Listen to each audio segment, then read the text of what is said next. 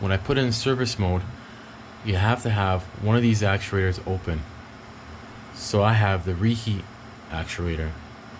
The refrigerant has to reject the heat somewhere. And obviously the pump down actuator that has to be open. Then you can put the contactor for the compressor.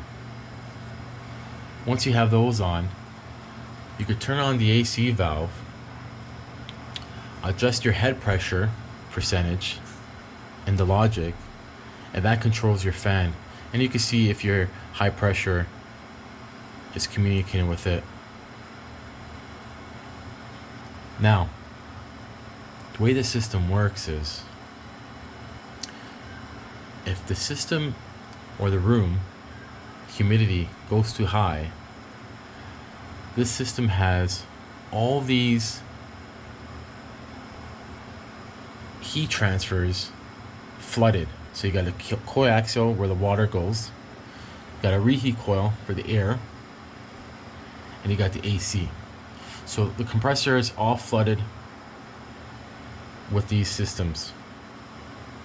And whenever it calls, let's say the humidity is too high, it'll turn on with the logic and algorithm, it'll turn on the reheat first. If that doesn't satisfy it, it'll put on the pool water, and it'll transfer the refrigerant heat to the pool water, which is right here, coming from my pool system, Now, if those are too satisfied, the water and the heat of the air, it can reject it outside, which is my AC. And the system will control the head pressure by the percentage of the fan speed. I got 2 fans outside, and it works with both. Obviously I got 2 compressors. It's a double unit.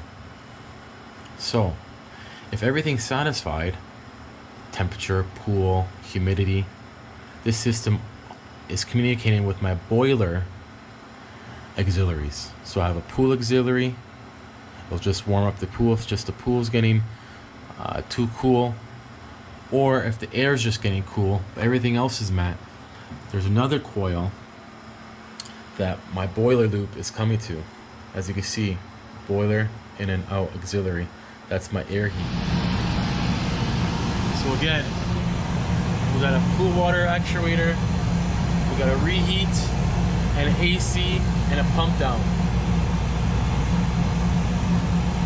If it has to dehumidify and the pool water temperature needs to be heated in the set points, it will pass the heat to the coaxial. If it notices the pool water is fine and the air temp is a little cool of the set point, it will give the heat from the refrigerant to the reheat coil.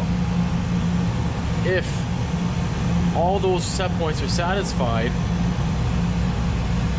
it will put the refrigerant outside and turn on the fans to whatever pressure, head pressure it needs the fans to be running at, and it will take the heat outside. If the pool water just needs to be heated, it'll turn on the auxiliary where my boiler is and turn on the titanium heat exchangers and let the water go through there. If it just needs air heat, I have a, as you see here, line here,